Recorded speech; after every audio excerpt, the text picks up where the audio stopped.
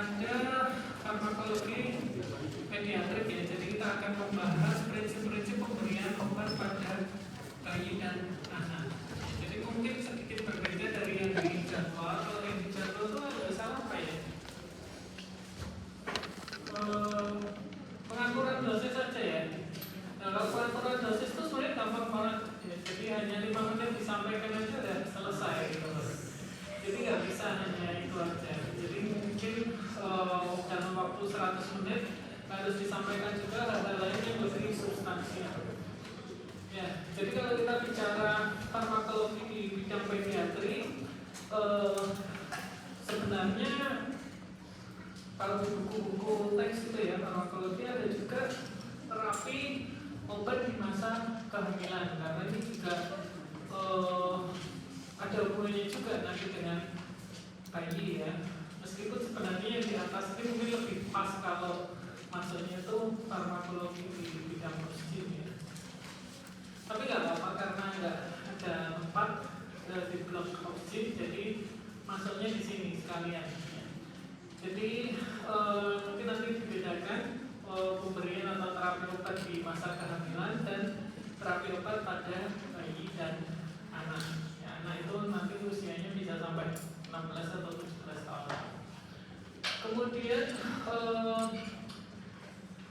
untuk yang bawah dulu ya, terapi pada bayi dan anak nanti akan ada bahasan tentang formulasi untuk sediaan obatnya, kemudian farmakokinetikanya dan farmakodinamikanya. Jadi kalau ngomong farmakologi selalu 3 ini yang utama. Ya, jadi kalau farmakokinetika itu tentang nasib obat setelah masuk atau dikonsumsi tubuh, dia gimana, diabsorpsinya gimana, distribusinya bagaimana, di metabolisme seperti apa, dan diekspresikan melalui apa. Itu obat nasibnya ditentukan dari farmakokinetik. Kalau farmakodinamik justru sebaliknya ya, kita bicara tentang bagaimana obat ini bisa mempengaruhi tubuh. Jadi efek obat terhadap tubuh. Dan formulasi untuk bentuk obat ini, kalau formulasi ini sebenarnya wilayahnya orang-orang apoteker ya, yang mereka lebih ahli untuk mendesain bentuk-bentuk obat yang lebih pas supaya mencapai tingkat efektivitas yang optimal dan toksisitas yang minimal. Kemudian di masa kehamilan ini juga ada breakdownnya, yang sebenarnya kesemuanya ini masuk di farmakokinetika juga ya. Jadi farmakokinetikanya milik kehamilan, di mana di situ ada obat-obat bagaimana dia mempengaruhi kehamilan itu dipengaruhi oleh kelarutannya dalam lemak ya. Obatnya itu sifatnya lipofobik atau lipofilik, itu sangat menentukan. Kemudian berat molekul, pH, bagaimana transport plasentanya itu juga berpengaruh pada transfer obat ke janin, dari ibu ke janin. Kemudian ikatan protein plasma, dan yang terakhir adalah metabolisme di plasenta. Kita bahas yang pertama dulu ya, kehamilan ya. Jadi obat yang diminum oleh ibu hamil itu bisa diteruskan ke janinnya ya. Jadi istilahnya ditransfer, dan transfernya melalui plasenta. Nah, ini ada beberapa faktor yang berpengaruh. Yang pertama ya sifat dari obatnya itu sendiri ya, kemudian kecepatannya, durasinya ya, kemudian bagaimana dia didistribusikan dalam jaringan janin, kemudian kapan dia diminum ya, karena ini mempengaruhi. Kalau diminum, ada obat-obat tertentu yang diminum di trimester awal, trimester kedua, dan trimester ketiga, itu ada perbedaannya nanti. Nanti ada gambarnya yang mengaruh beberapa obat yang teratogenik terhadap organogenesis atau hubungan organ pada janin. Kemudian juga mungkin obat-obat yang sebenarnya kalau diberikan secara tunggal tidak berbahaya buat janin, tapi karena diberikan bersama dengan obat lain akhirnya terjadi interaksi yang merugikan buat janin. Ini juga salah satu faktor yang perlu dipertimbangkan dalam kehamilan. Nah, tipe transfernya sendiri ada 3 macam ya. Intinya bisa segera mencapai keseimbangan ya, dalam kompartemen ibu dan janinnya, jadi didistribusikan secara rata. Kemudian yang kedua itu justru konsentrasi obat dalam plasma janin itu lebih tinggi, sehingga ini seringkali menimbulkan efek samping yang tidak diinginkan. Kemudian yang ketiga justru sebaliknya, jadi konsentrasi obat dalam plasma janin lebih rendah. Nah ini yang sudah disebutkan di awal tadi ya. Mungkin akan kita hitung secara ringkas satu persatu. Jadi intinya obat itu kalau semakin dia gampang larut dalam lemak, akan lebih mudah melewati plasenta. Ya. Akan lebih mudah melewati plasenta. Jadi ini sifat-sifat obat ini ya, ini memang lebih ke farmasi sebenarnya. Contoh-contohnya adalah salah satunya ini obat anestesi ya. Nah ini juga mudah mempengaruhi bayi yang baru dilahirkan, bayi yang baru lahir atau mungkin janin di fase aterem yang mau dilahirkan gitu ya. Ini bisa menimbulkan apno. Jadi harus dihindari obat anestesi jenis ini. Kemudian selain kelarutan sebenarnya ada juga derajat ionisasi ya. Jadi semakin mudah terionisasi sebuah obat itu dia akan lebih susah melewati plasenta. Kemudian semakin besar molekul obat, jadi obat itu kan dia senyawa kimia ya, ada sifat-sifat kimia dan fisikanya. Semakin besar molekulnya, dia juga semakin susah menembus plasenta. Ini gampang di logika ya. Kemudian pH juga, ya jadi pH yang obat dengan sifat basa lemah ya, nggak yang terlalu tinggi, nggak yang sampai 14 itu pH-nya. Itu lebih mudah terionisasi sehingga ion-ionnya ini akan terjebak di kompartemennya janin. Sehingga kalau sudah terjebak di kompartemen janin, maka kadar obat dalam janin akan menjadi lebih tinggi. Nah, ini contoh-contohnya adalah misalnya seorang ibu hamil, dia meminum obat antikoagulan ya, mungkin dia punya resiko stroke atau apa ya, atau darah tinggi dengan riwayat stroke misalnya. Justru kalau heparin ini yang diberikan secara intravena ya, ini justru lebih aman ya, karena dia berat molekul BM-nya besar ya, sehingga tidak bisa menembus sawar plasenta. Tapi sebaliknya, kalau diberikan obat antikoagulan yang oral, tablet warfarin, itu justru berbahaya karena berat molekulnya lebih kecil sehingga bisa menembus plasenta dan menimbulkan efek yang cukup berbahaya, yaitu teratogenik, atau menimbulkan kecacatan pada pembentukan organ-organ. Nah, kemudian aspek farmakokinetika yang lain pada transfer obat melalui plasenta ya. Ini ada beberapa transporter di plasenta yang sifatnya itu protektif ya, jadi transporter seperti glycoprotein dan BCRP-MRP3 ini justru memompa kembali obat-obat ini supaya kembali ke sirkulasi tubuh ya. Jadi bayinya lebih aman gitu ya. Dan ini ada di obat-obat tertentu, misalnya obat DM ya, atau mungkin obat kanker yang tertentu, ini juga ada yang cukup aman untuk bayi ya.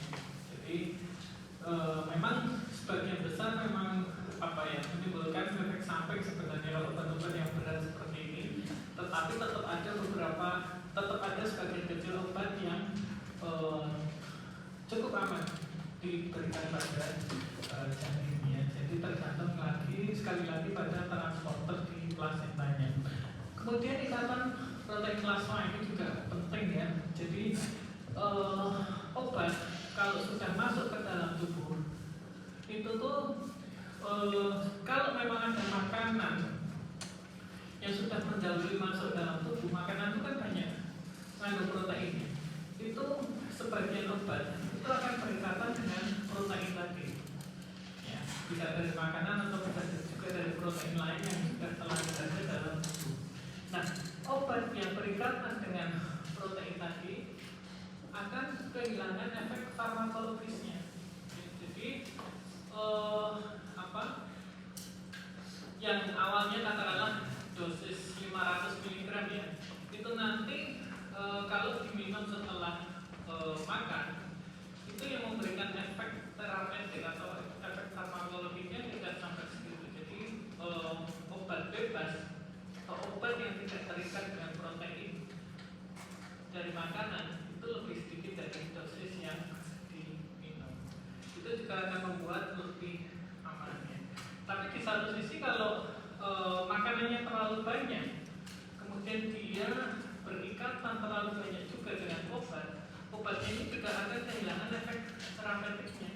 Ya, jadi karena terlalu banyak berikatan dengan protein makanan, maka obat bebas yang masih memiliki efek terapeutik itu hanya persentasenya hanya sedikit. Ini juga tidak dikehendaki. Jadi oke, berikatan dengan protein plasma, tapi dalam jumlah yang tidak terlalu banyak. Jadi biasanya obat-obat yang bisa berikatan dengan protein plasma itu adalah obat-obat yang justru lipofobik ya.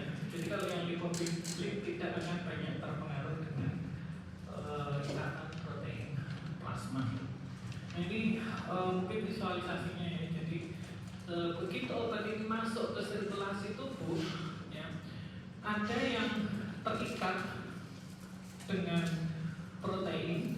Ini protein ya, yang biru-biru ini obatnya, yang putih protein. Ada juga yang bebas. Ya. Nah, yang bebas inilah yang memberikan efek terapeutik, sementara yang berikatan dengan protein justru tidak memiliki efek farmakologis. Jadi dalam kaitannya dengan obat-obat yang diminum selama masa kehamilan, obat-obat yang memiliki sifat banyak terikat ya, atau derajat atau persentase protein bindingnya itu tinggi, itu bisa dikatakan lebih aman karena nanti obat bebasnya lebih sedikit.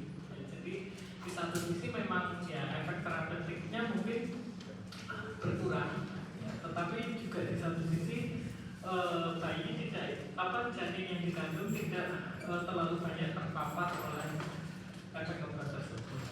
Ya. Itu jadi ya ada plus minusnya memang. Tapi intinya seperti itu ya. Maka penting juga untuk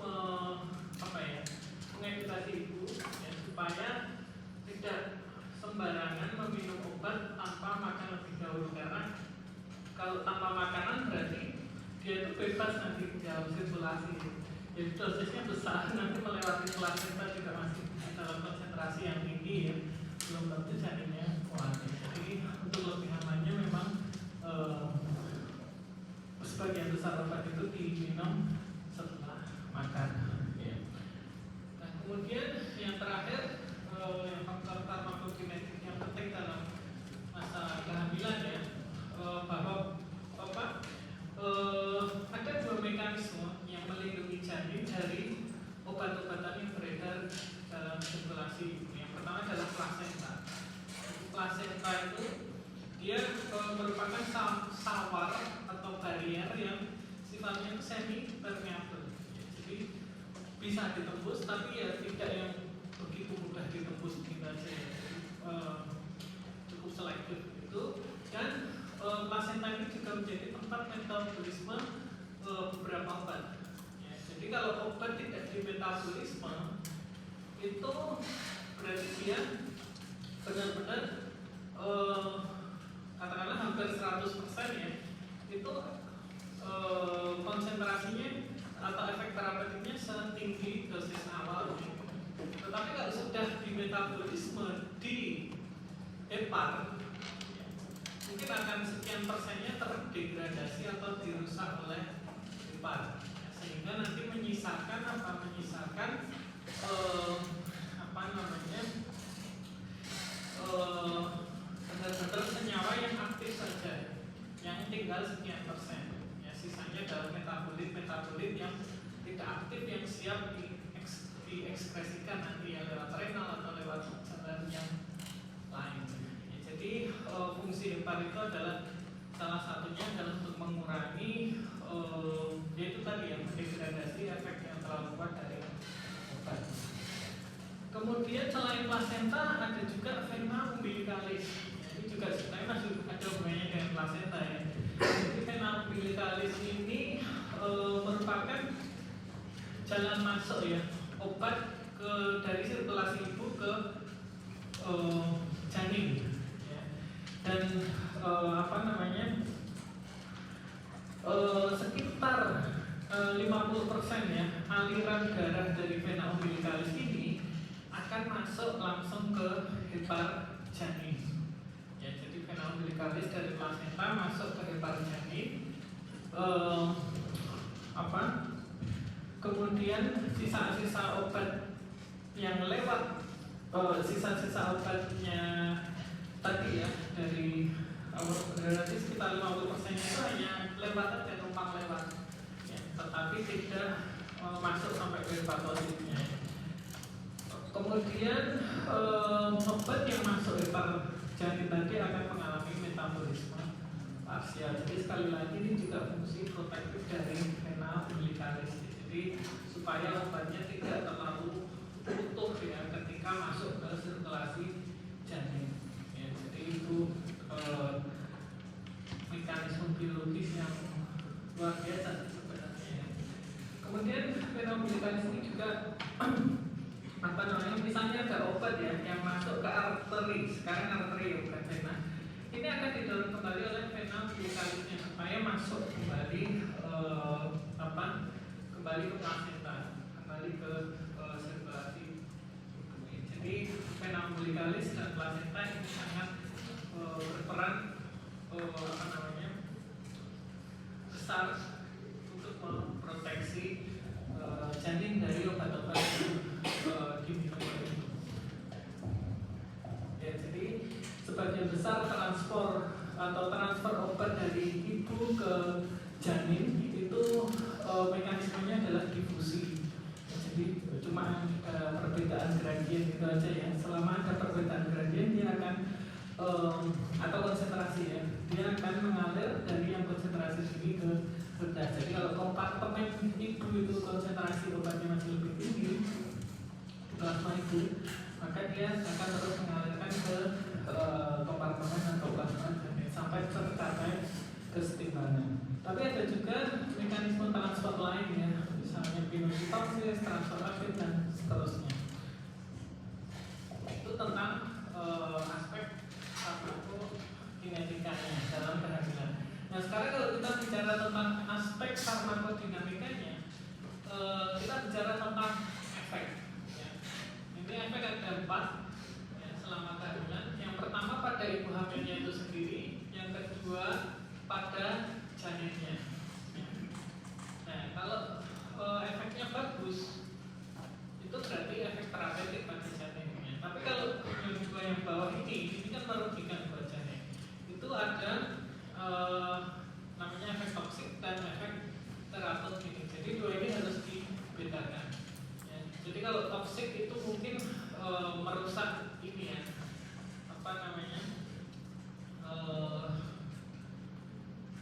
merusak sistem yang sudah terbentuk dengan sempurna ya. Tapi kalau teratogenik itu merusak proses organogenesis, sehingga ketika janin yang terpapar obat selama kehamilan itu tadi, nah itu nanti lahir, itu biasanya akan ada kesasatan. Ya. Jadi harus dibedakan antara toksik dan teratogenik. Nah, obat yang diminum ibu hamil mungkin akan mempengaruhi organ reproduksi ibu hamilnya ya. Tetapi kalau untuk jantung, paru, ginjal, saraf, pusat gitu ya, itu biasanya tidak begitu mempengaruhi. pada beberapa kondisi, pada beberapa situasi memang obat-obat tertentu diperlukan selama kehamilan. Nah, kemudian kalau efek terapi, kita bicara tentang efek terapeutik obat pada janin ini sebenarnya mengacu pada area baru sih dalam farmakologi perinatal. Jadi kan kalau kita mengobati ibu hamil sebenarnya kita tuh pengen mengobati ibunya yang sakit gitu. Perkara nanti dari obat yang diminum ibu ini ternyata ada yang ditransfer ke janinnya itu satu hal yang lain. Tapi yang jelas kalau seorang ibu hamil di terapi obat itu memang yang sakit ibunya. Ya. Tetapi ada juga ternyata pemberian obat itu justru bertujuan atau menarget supaya obatnya ini bisa memberikan efek pada janinnya. Nah, ini adalah yang disebut sebagai efek terapeutik obat pada janin. Ya. Contohnya apa ya? Contohnya pemberian kortikosteroid pada saat janin itu sudah mencapai usia matern atau siap untuk dilahirkan gitu ya. Nah itu kan pada janin yang diduga akan lahir prematur. Ya. Kalau prematur nanti kan surfaktannya yang di alveol itu kan belum bisa berkembang. Nah, ini bisa dimakamkan dengan pemberian kortikosteroid. Jadi di sini sebenarnya ibunya nggak apa-apa gitu loh. Tapi kita mencoba memberikan obat lewat ibu hamilnya supaya ini bisa masuk atau menarget kondisi yang mungkin terjadi pada janin yang dikandung itu ya. Kemudian selain kortikosteroid ada juga fenobarbital, ini obat kejang ya. Ini juga untuk menginduksi enzim di hepar supaya nanti tidak terjadi iterus pada janin. Kemudian obat-obat HIV ini juga bisa mengurangi atau menghambat transmisi HIV dari ibu ke janin. Jadi fungsinya untuk melindungi janinnya. Nah, kemudian kalau efek toksik, contohnya ada opioid, ada obat antihipertensi inhibitor ya. Yaitu stilbestrol. Kalau opioid ini jelas nanti kalau dikonsumsi secara kronis oleh ibu hamil akan menimbulkan sindrom ketergantungan pada bayi yang nantinya akan dilahirkan. Ya, jadi bayinya itu ya menunjukkan gejala-gejala sarko juga sejak dini. Ya. Kemudian kenapa? Sarko tahu ya? Craving ya. Sarko itu artinya ya dari istilah yang awalnya itu spesifik untuk para pecandu ini, tapi terus mengalami makna positif untuk apa? Untuk craving untuk hal-hal lainnya selain obat terlarang. Kemudian inhibitor, ya ini kelihatannya sepele. Ini adalah obat antihipertensi yang paling sering diresepkan. Nah kalau ini diberikan dalam jangka panjang pada ibu hamil, maka nanti janin atau bayi yang dilahirkan juga bisa mengalami kerusakan ginjal yang irreversibel. Ya, jadi lahir-lahir sudah ada kelainan ginjal, ya, kerusakan ginjal, tapi tetap terbentuk, cuma mungkin ada fungsi ada disfungsi ginjal ya. Kalau dicek dengan marker-marker yang sesuai. Jadi dikontraindikasikan dalam kehamilan. Jadi kalau ada seorang ibu yang mengalami hipertensi selama hamil ya, sejak awal, mungkin bisa dipilih obat-obat antihipertensi yang lain, beta blocker atau yang lainnya. Jadi tidak boleh diberikan dalam jangka waktu panjang sepanjang masa kehamilan. Kemudian yang terakhir adalah stilbestrol. Ini juga dulu kasusnya sempat ramai ya, tapi zaman dulu mungkin ya. Karena ternyata terbukti, jadi ini adalah hormon apa ya? Saya lupa. Ini yang jelas hormon apa ya lupa. Ternyata ketika dikonsumsi oleh ibu hamil itu bayi yang nanti dilahirkan kalau sudah besar itu sudah puber ya, masih usia pubertas, itu memiliki resiko lebih tinggi untuk mengalami adenokarsinoma pada vaginanya. Jadi ini penelitiannya udah apa ya, established, udah kuat ya. Jadi ini sekarang di kontraindikasikan juga, tidak boleh diberikan pada ibu hamil. Nah yang terakhir adalah efek teratogenik. Ya, jadi obat tunggal yang bisa menyebabkan kecacatan atau perubahan pembentukan struktur organ janin atau organogenesis selama masa kehamilan itu disebut sebagai obat teratogenik. Ya, contohnya yang paling terkenal adalah thalidomid ya, menimbulkan pukumelia. Jadi thalidomid itu sebenarnya awalnya dimaksudkan sebagai obat anti-emesis pada ibu hamil. Ya ini dulu mungkin zaman sebelum saya lahir ya. Jadi banyak kasus-kasus seperti itu awalnya sebagai anti-emesis, tapi ternyata bayi-bayi yang lahir kehilangan ini ekstremitasnya. Jadi kalau nggak tangan, kaki atau mungkin keempat-empatnya. Jadi ini kalau diberikan di awal-awal masa kehamilan di trimester pertama, ini resiko pukumelia sangat tinggi. Mungkin sekarang survivornya udah tinggal dikit ya, harusnya umurnya lebih tua dari saya. Karena sekarang kasusnya udah tidak dibolehkan lagi, jadi sekarang tidak ada kasus. Kalau toh pun ada kasus yang mungkin karena ketidaktahuan atau mungkin juga karena obat lain yang memiliki sifat dengan thalidomid juga, tapi apa ya, dampaknya tidak sedahsyat yang thalidomid, karena ini kayak di mana-mana terjadi seperti itu. Tapi kalau yang obat lainnya sebagai thalidomid itu mungkin hanya kebetulan aja ya, mungkin faktor genetik atau mungkin apa ya yang menyebabkan mereka juga menjadi lebih rentan mengalami pukumelia. Termasuk obat kapri ya. Obat kapri itu bisa menimbulkan, kalau tetap diberikan selama masa kehamilan, ada yang bisa mengakibatkan kecacatan pada janin. Ini nanti silahkan dipelajari sendiri. Yang jelas thalidomid ya, kita tahu pembentukan ekstremitas di mana ya, di minggu awal-awal ya. Sehingga kalau diberikan ya ini arms, legs di sini up to 8 weeks. Jadi kalau dikonsumsi secara jangka panjang di trimester awal, yang terdapat adalah 5 atau ekstremitasnya. Ya, jadi obat-obat teratogenik itu mungkin berefek langsung pada ibunya ya, dan juga mengganggu oksigenasi dan nutrisi plasenta, dan bisa juga, nah ini tadi yang barusan disebutkan adalah mengganggu proses organogenesis. Jadi tidak serta-merta organogenesis saja yang terdampak, tapi juga misalnya ini tadi jaringan maternalnya ya, kalau ibunya alkoholik kronis, bayinya nanti juga bisa lahir dengan ketergantungan dan seterusnya.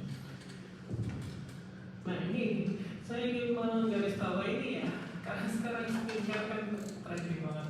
Nanti yang cewek ini, mungkin sekarang ada yang belum skincarean, mungkin ada juga yang sudah banyak ya. Cuma yang belum, barangkali besok kalau sudah nikah dan jadi dokter, pengen skincarean dan punya pendapatan seterusnya, hati-hati kalau hamil. Jangan sampai ini ya, mengkonsumsi atau disuntik yang berhubungan dengan vitamin retinol ini disunretionin ya. Ini bisa mengakibatkan malformasi atau deformitas wajah pada janin yang dikandungnya kalau sudah lahir, termasuk kuping yang kecil, yang mikroliar, kemudian gangguan pendengaran dan seterusnya. Yang mekanismenya nanti silakan dicari sendiri. Kemudian juga defisiensi asam folat jangan sampai terjadi ya, karena asam folat itu penting untuk menjaga supaya neural tube-nya itu bisa intak sepanjang janin itu berada di kandungan. Jadi kalau sampai kekurangan itu vakum neuralnya ini bisa bolong gitu sehingga keluar itu apa namanya apa ya namanya, pokoknya nanti dicari ya, spina bifida. Jadi biasanya ada tonjolan di belakang di tulang belakang yang bagian bawah itu karena memang neuralgianya gagal terbentuk. Ini sama sudah tadi ya. Nah ini biasanya oleh FDA obat-obat yang teratogen itu mendapat label kategori X. Jadi kadang kalau kita teliti membaca label obat termasuk dia kategori X, itu berarti dia teratogen. Tapi mungkin kalau obat di Indonesia enggak semuanya seperti itu ya. Saya kok belum pernah lihat yang label seperti ini. Konteksnya di Amerika hampir semua obat sudah ada pelabelan atau kategori A, B, C, D, dan X-nya. Nah, ini adalah contoh obat-obat. Banyak ya obat-obatnya. Ini ada nama seperti dua teman. Cuman yang paling sering di minimal kalian nanti saya harapkan familiar dengan ini ya. Nggak semuanya sih ya. Thalidomid harusnya familiar karena tadi sudah saya jelaskan di silvestrol ya. Juga tahu efeknya apa. Inhibitor tadi juga saya sudah jelaskan dan seterusnya. Jadi obat-obat kejang, obat-obat psikotropik itu memang yang paling berisiko ya menimbulkan efek teratogenitas pada. Nah sekarang tadi di masa kehamilan ya, sekarang ini di masa laktasi ya. Jadi memang seringkali dalam masa kehamilan ibu-ibu itu apa ya, terpaksa menggunakan obat-obat tertentu gitu ya.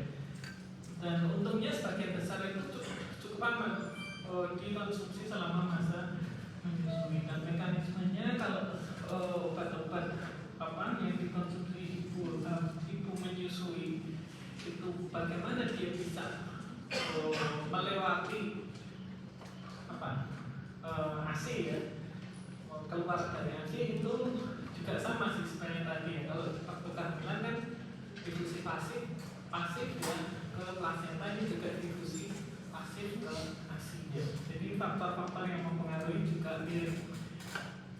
Dan ini apa ya, secara kuantitatif bisa dihitung dengan rasio konsentrasi susu terhadap plasma. Jadi semakin tinggi rasionya berarti obat tersebut bisa sekresikan lewat apa ASI.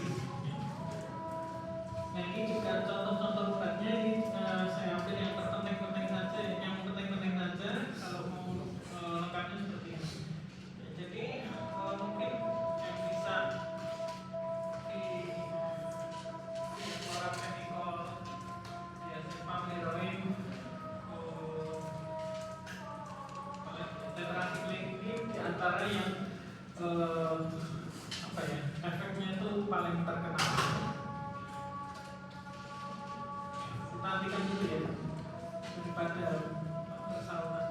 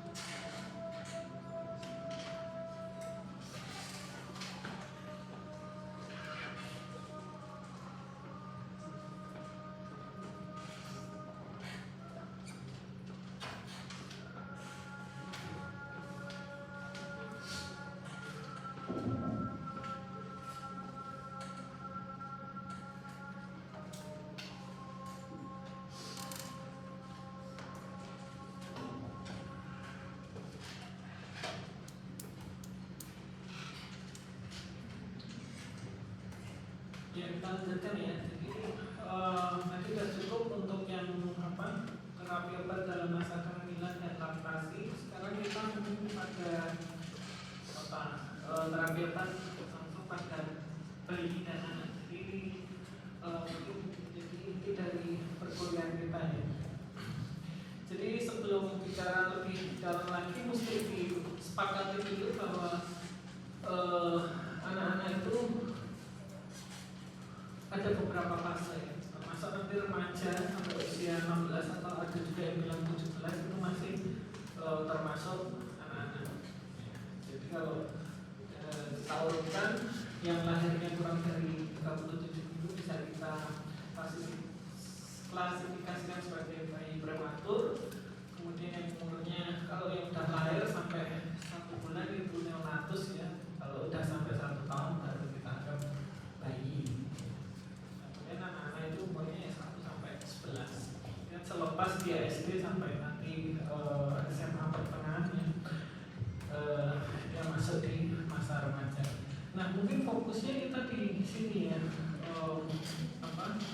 Yang jelas kalau nanti sudah anak-anak dan remaja mungkin organ-organnya kan sudah berkembang dia sempurna. Tapi untuk prematur, neonatus, bahkan mungkin bayi ini ada beberapa hal yang masih perlu diingat selalu ya ketika kita mau mempersiapkan obat. Karena kenapa? Karena ya memang ginjalnya meskipun sudah terbentuk, tetapi secara fungsi itu belum bisa sempurna ya. Jadi fungsi ekskresinya belum sempurna, kemudian livernya juga fungsi metabolismenya juga belum sempurna, kemudian kemampuan untuk mengikat protein plasma juga masih rendah. Ya jadi tadi ya kemampuan mengikat protein ini kan penting karena kalau tidak bisa mengikat, obat yang dimasukkan itu nanti dosisnya akan full banget. Jadi obat bebas yang masuk ke sirkulasi tubuh ini akan sangat tinggi konsentrasinya. Yang mungkin pada beberapa orang memang dikendali seperti itu, tapi mungkin di sebagian lainnya anak-anak atau bayi lainnya mungkin belum cukup kuat kalau obatnya itu beredar bebas 100%. Jadi masih tetap diperlukan kemampuan untuk mengikat protein plasma yang cukup tinggi. Kemudian juga sawar darah otak belum sempurna. Ini yang pada prematur dan neonatus ya, sehingga beberapa obat mungkin lebih mudah menembus sawar otak. Ini kalau pada dewasa harusnya nggak bisa tembus ya karena bariernya udah tebal gitu ya, udah agak sulit ditembus. Tapi kalau pada bayi prematur atau neonatus ini sawarnya mungkin masih sangat variabel, jadi harus hati-hati ya. Karena obat kalau diberikan melebihi dosis yang dianjurkan, yang harusnya diharapkan memberikan efek terapeutik, justru efek yang ditimbulkan adalah menjadi efek toksik. Nah, nantinya untuk terapi obat pada bayi dan anak itu kita akan lebih banyak bicara tentang itu ya, sesuai dengan jadwal, itu tentang pengaturan dosis.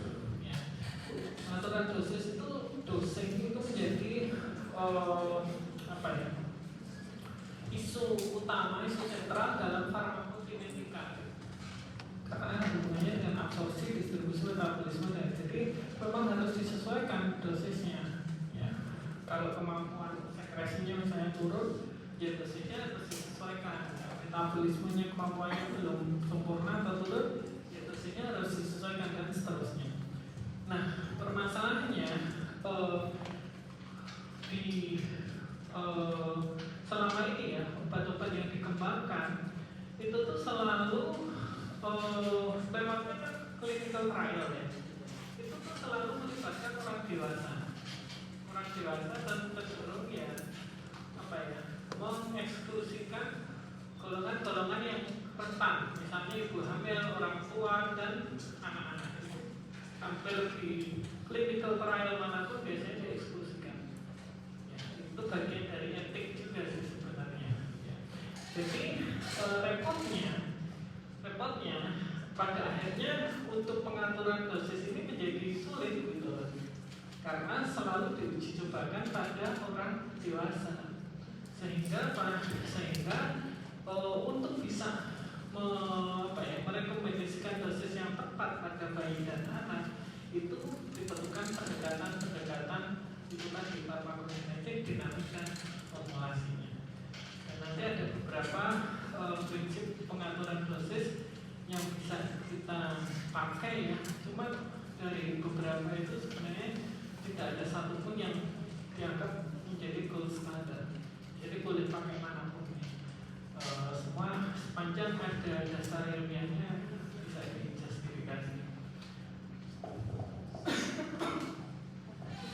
Intinya respon individu terutama bayi dan anak terhadap obat itu dipengaruhi beberapa faktor ya, mulai obatnya diresapkan, diminum, kemudian masuk ke tubuh dan bekerja sampai nanti menimbulkan respon pada pasien. Itu tadi ya, ada farmakokinetik, dan formulasi di sini. Jadi kalau lupa, ini adalah unsur-unsur atau elemen dari farmakokinetika. Nah, untuk unsur yang pertama, absorpsi dulu. Jadi ada ADME. Untuk yang absorpsi ini dipengaruhi oleh fungsi gastrointestinal dan aliran darah di lokasi atau lokasi tempat kerja. Jadi rute pemberiannya lewat apa? Nah, pada bayi fungsi GIT-nya itu belum ini ya, masih belum sempurna juga. Jadi sekresi asam lambungnya mungkin baru akan dimulai beberapa jam setelah lahir ya. Kemudian peristaltiknya juga masih belum teratur, masih lambat ya. Jadi mungkin kemampuan untuk mengekspresikan obat juga belum bagus. Kemudian aktivitas enzim-enzim di saluran cerna juga mungkin belum optimal, masih rendah ya. Kemudian konsentrasi asam lambung dan lipasanya juga masih rendah. Jadi ini sangat nanti berhubungan dengan kemampuan bayi untuk mengabsorpsi dari obat yang diberikan padanya. Jadi dengan kemampuan yang belum sempurna ini, mungkin juga obat-obat yang diberikan itu belum bisa terserap semuanya dengan baik ya. Itu kalau diberikan per orang. Nah, selain fungsi GIT tadi juga aliran darah di tempat pemberian ya. Kalau diberikan per oral itu ada yang namanya bioavailabilitas. Saya ingat. Oke ya, jadi seberapa persentase obat yang masih tersedia masuk dalam sirkulasi darah kita setelah masuk ke tubuh ya. Karena kan tadi diabsorpsi, sebelum diabsorpsi dosisnya 500 ya. Kemudian diabsorpsi lewat asam lambung, mungkin ada rusak sebagian. Kemudian di metabolisme di liver didegradasi akan rusak sebagian. Jadi akhirnya nanti yang benar-benar memberikan efek terapeutik itu nggak sampai 500 ml ya. Jadi bioavailabilitasnya itu menandakan persentase yang masih yang tersisa, yang masih menimbulkan efek terapeutik. Nah, ini untuk beberapa obat pada anak itu ada yang meningkat dan ada yang berkurang ya. Saya nggak ingin kalian menghafal ini, cuma ingin mengasih tahu aja. Jadi tidak selalu semuanya itu menurun, tapi ada yang meningkat, ada juga yang tetap atau sama dibandingkan ketika dewasa, dibandingkan orang dewasa. Kemudian kalau yang diberikan syarat suntikan intramuskular, ya ini juga contohnya kalau bayi kejang gitu ya, ini fenobarbital ini diabsorpsi dengan cepat, tapi kalau diazepam kurang begitu diabsorpsi dengan baik ya. Makanya kalau kejang pada bayi biasanya langsung dikasih fenobarbital. Kemudian kalau aliran darah atau absorpsi melalui kulit ini juga karena di bayi atau anak itu barier epidermis atau stratum corneumnya itu belum berkembang sempurna, absorpsinya obat-obat topikal itu justru akan meningkat. Ya. Jadi harus hati-hati. Contohnya apa? Theophylline. Theophylline obat asma ya, itu ada yang bentuknya gel, jadi diberikan secara topikal. Nah ini kalau dosisnya tidak disesuaikan, mungkin pada beberapa bayi yang sensitif akan mengalami reaksi yang berlebihan sehingga terjadi apno. Yang karena ini tadi absorpsinya terlalu berlebihan. Oke, itu untuk administrasi tadi absorpsi ya. Yang kedua adalah distribusi. Ya. Distribusi obat ya setelah diabsorpsi itu akan didistribusikan ke tubuh. Ya.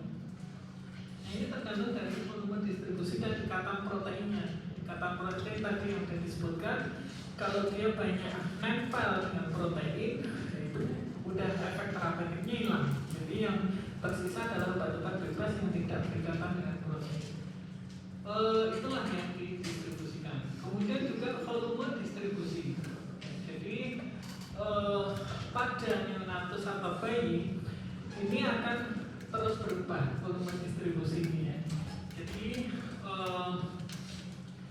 di awal-awal itu volume distribusinya sangat luas. Jadi obat itu gampang menembus kompartemen yang paling kecil sekalipun. Tapi semakin nanti dia tambah umur sampai dewasa, ini kemampuan untuk menembus ini semakin sulit. Ya. Jadi apa namanya? Di sini aja. Nah ini ya, obat kalau disuntikkan langsung ke ini ya, atau dikonsumsi secara oral sekalipun ya, nanti kalau sudah masuk ke sirkulasi darah itu masuknya ke plasma duluan ya. Ke plasma dulu ya. Nah setelah itu kalau dia masih mampu menembus cairan ekstrasel fluid, itu berarti volume distribusinya semakin tambah ya. Nah kalau dia masih mampu menembus jaringan, itu berarti juga semakin bertambah luas lagi volume distribusinya. Tapi tidak semua obat seperti itu. Jadi tergantung jenis obatnya ya. Pada obat-obat yang lipofilik, yang suka pada lemak, ini kemampuan untuk menembus atau mempenetrasi sampai jaringan itu besar ya, sehingga volume distribusinya juga besar ya. Tapi kalau obat-obatnya ini hidrofilik ya, lebih menyukai kondisi yang banyak air, maka ya mungkin tidak bisa menembus jaringan karena jaringan itu banyak lemaknya ya, dan seterusnya. Oke, terus ini ikatan plasma tadi juga sudah jelaskan bahwa kalau obat berikatan dengan protein ini juga terdistribusi sebenarnya, tetapi nanti tidak memiliki efek farmakologis. Jadi hanya bersirkulasi gitu aja, tapi nggak memiliki efek pada tubuh. Nah, yang tidak berikatan dengan protein disebut obat bebas, dan inilah yang memberikan efek farmakologis. Kemudian yang ketiga adalah metabolisme obat. Nah ini pada anak, bayi dan anak, kemampuan untuk memetabolisme obat ini juga masih rendah ya, karena fungsi sitokrom P450 ya, atau enzim apa ini, enzim untuk memetabolisme lah pokoknya ya, itu masih rendah ya. Dan juga enzim konjugasinya juga aktivitasnya juga masih rendah. Jadi sekali lagi obat kalau sudah terlanjur diberikan masuk ke bayi atau anak yang fungsi enzim livernya belum bagus, takutnya obat-obat itu akan tertumpuk di sana tanpa didegradasi atau dimetabolisme. Ya.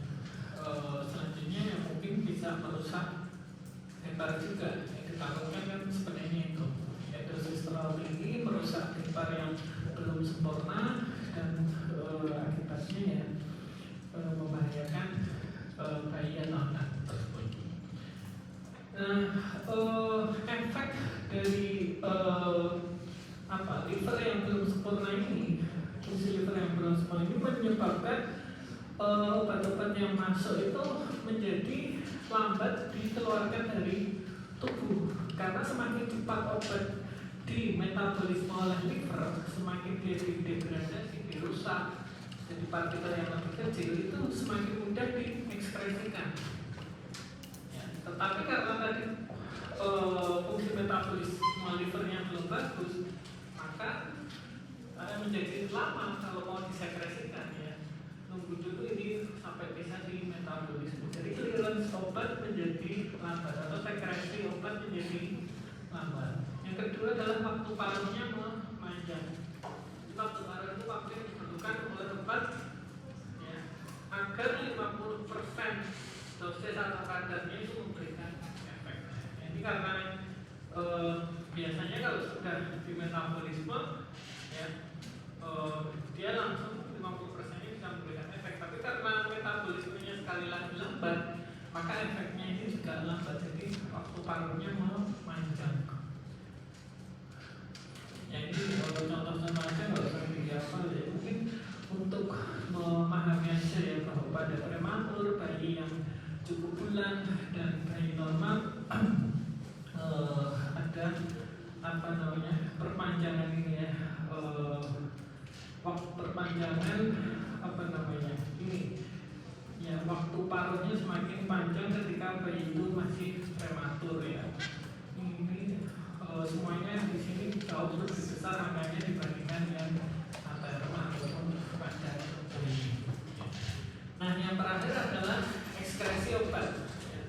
Jadi selain fungsi liver yang belum bagus, fungsi ginjal pada bayi itu juga belum sempurna ya. Jadi kemampuan memfiltrasi, kemampuan glomerulus untuk memfiltrasi apapun ya, termasuk obat, itu masih rendah dibandingkan anak yang lebih tua ke dewasa ya. Jadi perkiraannya yang fungsinya hanya sekitar 40% dibandingkan orang dewasa. Makanya ini juga harus hati-hati, obatnya harus sekali lagi dosisnya disesuaikan, karena kalau enggak sekali lagi numpuk di ginjal ya, sulit dikeluarkan dan akhirnya ginjalnya rusak. Nah, ini rute-rute eliminasi obat atau ekskresi sebenarnya bukan hanya kidney atau bukan hanya ginjal, tapi ada juga jalur-jalur lainnya teman. Itu tentang farmakodinamika. Kemudian untuk yang farmakodinamika saya rasa nggak perlu ya, karena farmakodinamika itu tergantung obatnya, obat apa, efek yang dikehendaki apa. Misalnya antibiotik ya, berarti dia memang efek yang dikehendaki bisa membunuh bakteri, kuman dan seterusnya ya. Nanti kalau kita bicara obat kecap udah beda lagi. Untuk bicara obat apa? Obat lainnya apa sih? Kalau pada dan beda lagi. Jadi terlalu banyak apa efek-efek yang ingin dibahas. Jadi sangat tergantung efek apa yang ingin dicapai. Jadi kalau bicara farmakodinamik obat-obat yang pada anak itu, kalau Anda ya terlalu luas ya, jadi harus lebih spesifik lagi. Alasan itulah maka saya tidak munculkan di slide ini. Selanjutnya yang tadi yang ketiga adalah formulasi ya. Ini berkaitan dengan bentuk sediaan obat. Ya, nanti silakan dilihat ada video dari dokter Rata ya. Intinya kalau bentuk sediaan obat ada yang bilang 3, ada yang bilang juga 4 ya. Yang jelas kalau yang 3 ini disepakati semua, ada bentuk solid, bentuk setengah solid, dan bentuk liquid. Ya, ada yang solid itu ya solid ya, benda padat. Nanti silakan dicari definisinya. Ini yang saya tebal ini biasanya diberikan pada anak-anak ya, karena mempertimbangkan faktor-faktor farmakokinetika tadi ya. Jadi absorpsinya bagaimana caranya supaya mudah dicapai, itu obat harus dalam bentuk tertentu ya. Pulveres itu apa? Coba nanti dicari ya. Suppositoria itu yang seperti apa ya, suspensi apa, sirup elixir, emulsi dan seterusnya. Nah selain itu ada bentuk yang keempat adalah bentuk khusus ya. Atau ada juga yang bilang bentuk gas, misalnya aerosol ya, inhalasi dan seterusnya. Nah, suppositoria ini ada juga yang bilang ini bentuk usus termasuk ovula ya. Nanti silakan dicek videonya. Nah, selanjutnya langsung aja pada ini perhitungan dosis. Mungkin ini yang paling ya, mungkin banyak yang paling banyak keluar nanti di jantung. Jadi dampak langsung dari kita bicara farmakokinetika tadi. Karena saya bilang tadi di awal bahwa kalau kita bicara farmakokinetika ujung-ujungnya bicara penyesuaian dosis. Nah, dosis untuk anak-anak atau pada pediatrik itu bisa diukur atau dihitung dengan dua cara. Ya, yang pertama dengan ukuran fisik anak dihitung secara individual. Yang kedua dikonversi dari dosis orang dewasa. Nah, sekarang kita lihat yang pertama dulu ya. Yang dari ukuran fisik anak itu bisa dilihat dari berat badan dan juga bisa dilihat dari beta atau luas permukaan tubuh atau di surface area BSA. Nah, kalau ukuran BB anak ini gampang, terutama kalau ada informasi dosis per kilogram berat badan. Jadi informasi seperti ini, yang merah ini kalau tersedia,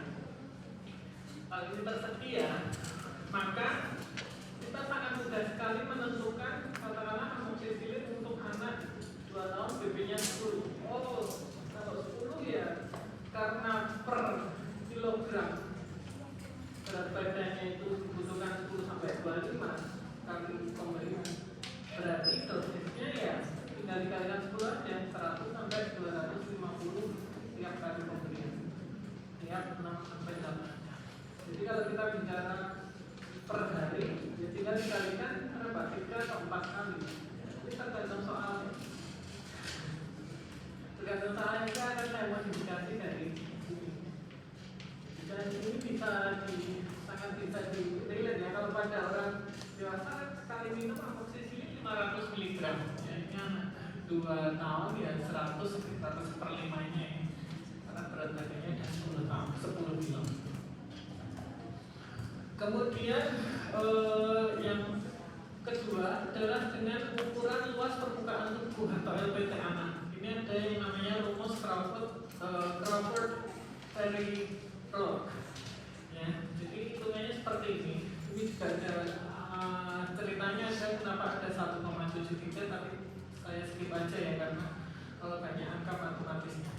Jadi ini dihafalkan ya. Mungkin tidak saya keluarkan di soal untuk petunjuknya, tapi angka 1,7 ini harus dihafal. Jadi ini juga gampang.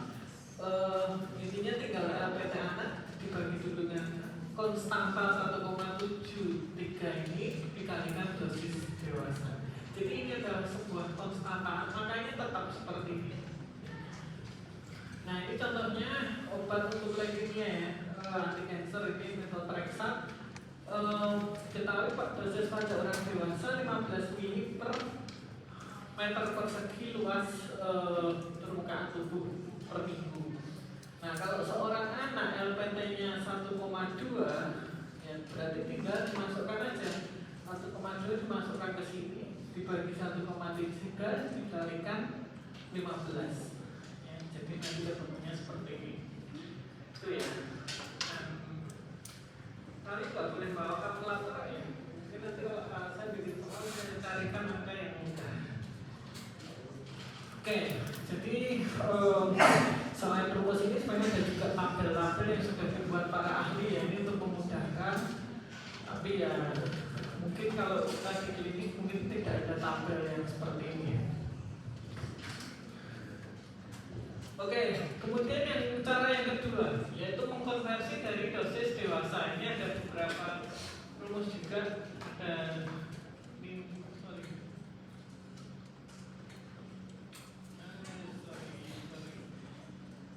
ini harusnya hilang ya.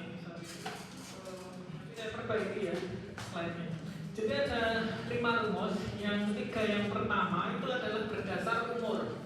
Kalau kalian lihat di sini, ini untuk umur kurang dari 8 tahun, ini untuk umur 8 tahun atau lebih, dan ini untuk bayi di bawah 1 tahun. Jadi rumusnya sesuai dengan orang yang mengembangkannya ya. Dan seperti ini. Jadi tetap yang di atas adalah umur anaknya nanti ketemunya berapa. Terus ini angka ini juga konstanta ya. Jadi tetap 12, umurnya berapa plus 12. Kemudian kalau di atas 8 tahun pakainya 20, konstantanya pembaginya. Kemudian kalau pada bayi umurnya harus dalam bulan. Ya, tidak dalam tahun. Jadi harus diingat-ingat ya, umurnya harus dalam bulan. Mungkin nanti saya kasih jebakan loh ya. Oh, bayinya umur setahun atau iya, pasti 11 bulan ya. Karena kalau setahun masuknya di sini sebenarnya. Ya, kalau 11 bulan tinggal dibagi nanti 150 dikalikan dosis dewasanya. Jadi pasti nanti kalau ada soal dosis dewasanya pasti diketahui ya. Atau maksudnya dimunculkan dosis dewasanya. Nah kemudian selain umur, tadi kan umur ya, umur semua. Ini juga bisa dengan berat badan. Jadi dikonversi dari berat badan. Nah berat badan itu kan yang biasa kita tahu adalah atau biasa kita pakai adalah kilogram. Ini adalah rumus Terpix. Meskipun ada juga yang bilang ini rumus Clark. Ya, memang lebih terkenal rumus Clark ya. Tapi sebenarnya yang benar Clark itu pakai satuannya pounds. Ya, 1 pounds itu setengah kilo ya. Jadi kalau 1 kilo 2 pound. Ini satuan orang Inggris. Jadi kalau pakai rumus Terpix ini sama ya, BB-nya di atas anaknya berapa, berat badannya, tapi ini dalam kilo, yang Clark dalam pounds atau LP ya, singkatannya. Dan pembaginya untuk yang Terpix 70, yang Clark 150 ya. Jadi tolong diwaspadai ini perubahan-perubahan satuan dan ini nanti saya hapus ya, maaf ini kelewatan. Nah ini contoh-contoh perhitungannya, jadi gampang. Tapi mungkin nanti kalau contoh ya tidak sesimpel yang ini, harus lebih tricky sedikit. Nah ini akan selalu muncul ya, dosis dewasanya. Kalau kita buat soal akan selalu muncul. Kemudian tinggal nanti yang diminta apa? Dosis untuk anak 4 tahun. Karena informasinya hanya 4 tahun, berarti kita pakai konversi yang umur. Versi yang umur ya, ini juga umur, ini pakai yang berat badan ya. Meskipun sebenarnya umur juga ada di sini, tetapi berat badan itu lebih spesifik dibandingkan umur. Karena anak umur 8 tahun belum tentu berat badannya sama semua. Ada yang gendut, ada yang kurus, ada yang mungkin masuk range juga ya. Nah maka kalau ada dua informasi seperti ini, umur dan BB, kita pakai yang BB karena ini lebih akurat ya. Seperti ini. Mungkin anak umur berapa ya? Mungkin anak umur 10 tahun ada juga yang BB-nya 21. Jadi kita pakai BB-nya ya. Kita bisa ignore, bisa mengabaikan umurnya ya. Jadi juga gampang ya, tinggal dimasukin gitu aja. Jadi besok kalau ada rumus soal penyesuaian dosis jangan bingung. Ya udah itu aja kalau penyesuaian dosis. Makanya tadi saya bilang nggak mungkin kalau kuliah 100 menit hanya dikasih tahu cuma penyesuaian dosis. Harus ada hal-hal lain yang perlu dijelaskan. Oke, masih berapa? Masih setengah jam nih, udah mau habis. Gak apa-apa? Ya, sepakat loh ya, saya nggak mengkorupsi waktu. Yang terakhir ya, mungkin ini ada hal-hal penting yang harus diingat.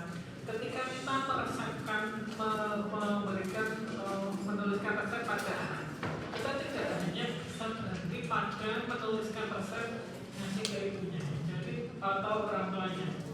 Jadi harus diedukasi. Karena apa? Karena anak ini pada umumnya itu bukan individu yang mudah mengkonsumsi obat, tidak seperti orang dewasa. Orang dewasa aja masih sampai dewasa masih ada yang nggak suka minum obat, apalagi anak-anak gitu ya.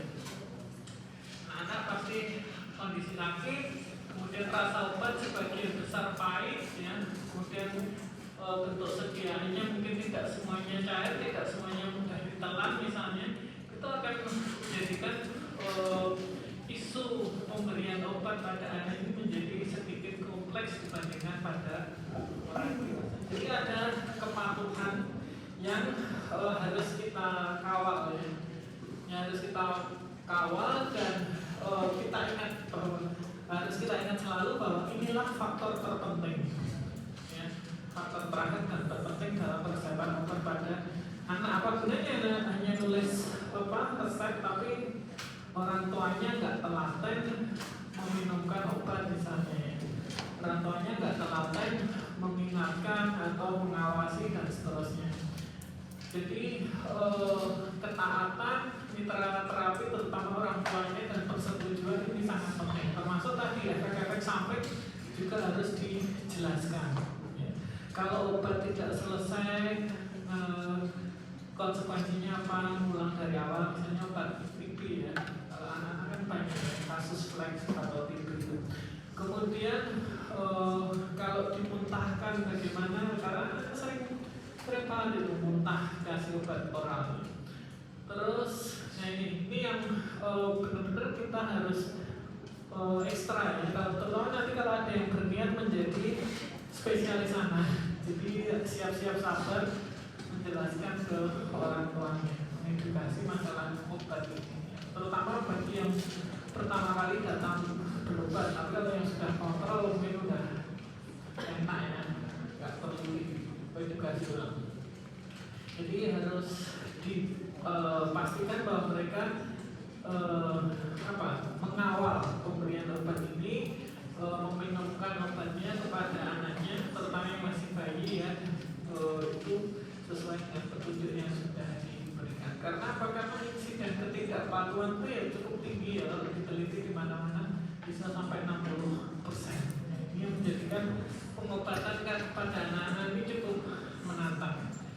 Ya, jadi intinya selain kerjasama antara dokter dengan pasien, orang tua pasien yang harusnya ini harusnya orang tua pasien terutama, bisa juga pasiennya kalau udah agak gede kan bisa kita ajak ini, ya, kasih pengertian juga. Itu juga instruksinya harus tepat dan jelas, dan kita juga ini memaksimalkan dukungan dari perawat. Kalau kita bekerja di rumah sakit ini, mereka kita training supaya mungkin membantu kita mengedukasi juga, ya. Oke, yang terakhir adalah tentang kesalahan pengobatan, ya. Jadi ini bisa karena salah ukur. Alat ukurnya misalnya sendok, misalnya sirup, ya. Sirup mungkin kemasannya tidak ada sendok. Jadi biasanya ada sendok ukur yang otomatis ikut di itunya, ya, ikut di kemasannya gitu, ya, otomatis. Tapi ada juga yang enggak gitu loh. Jadi akhirnya kita memakai sendok dari kita sendiri. Nah, ini yang harus jelaskan juga ke pasien, ya. Kalau anak biasanya sendoknya pakai sendok yang teh gitu, ya. Kalau anaknya gede atau anaknya gemuk, ya, mungkin bisa pakai yang sendok yang dimakan. Ini harus hati-hati, jangan sampai bayi yang masih kecil obatnya nuangin obat sirupnya dengan sendok makan. Nah, kemudian ini dosis, kesalahan dosis akibat dimuntahkan, ya. Ini menjadikan dosisnya jadi tidak optimal. Yang harusnya sekian, yang harusnya katakanlah 500 mg per hari, karena dimuntahkan, ya, tinggal 100 atau tinggal apa, ya, kalau dihitung sekarang. Ini yang menjadikan terapi menjadi tidak adekuat atau akhirnya menjadi berkepanjangan gitu, karena gejalanya tidak kunjung membaik, ya. Kemudian, nah ini kalau sampai ditumpahkan, dimuntahkan, ini juga orang tuanya harus kita kasih tahu bahwa masalah kalau mau diminumkan lagi, terutama kalau muntahnya segera setelah minum obat. Tapi kalau sudah lama, katakanlah sudah 6 jam ya, tidak. Nah ini ya, obatnya sudah terserap lumayan banyak. Tapi kalau barusan, kalau 10 menit baru muntah ya, itu perlu diulang lagi. Itu yang kadang kita lupa edukasi ke orang tua pasien. Berarti kalau seperti itu dianggap dia belum minum dosis obat untuk hari itu dengan sempurna. Kemudian durasi pengobatan ini juga penting. Ya, kadang orang tua pasien itu menganggap kalau gejalanya udah oke, sehari 2 hari udah oke, ya udah obatnya itu gak dihabisin gitu. Ini sangat-sangat lazim ditemukan. Bahkan mudah-mudahan untuk dewasa pun juga sangat lazim ditemukan. Nah ini kalau padatan ini juga harus ditekankan ya, bahwa obat yang sudah diresepkan ini harus dihabiskan, terutama antibiotik. Antibiotik itu harus habis, nggak boleh kurang dari 3 hari. Dia juga obat untuk TB ya, tuberkulosis juga harus sampai 6 bulan. Kalau enggak harus mulai dari awal, itu kan kasihan sebenarnya. Dan juga membuat orang tuanya malah tambah repot mulai dari awal. Jadi banyak isu-isu yang ini. Nah, kesalahan yang kedua adalah yang berasal dari kita dokternya. Ini juga menyumbang mortalitas dan morbiditas yang cukup tinggi wajarnya. Biasanya ya karena tulisannya kurang baik. Ini kalau kita masih praktek pribadi nggak pakai electronic medical record, nggak pakai ini ya sistem informasi gitu, masih pakai tulisan, kemudian resepnya dikasihkan ke orang tuanya untuk ditebus ke apotek, pihak apotek salah membaca karena tulisan kita jelek ya, tidak mengkonfirmasi ulang ke dokternya, kemudian tulisannya juga mungkin pakai singkatan-singkatan yang apotekernya itu sulit tidak familiar dan seterusnya. Ini bisa berbahaya buat pasien.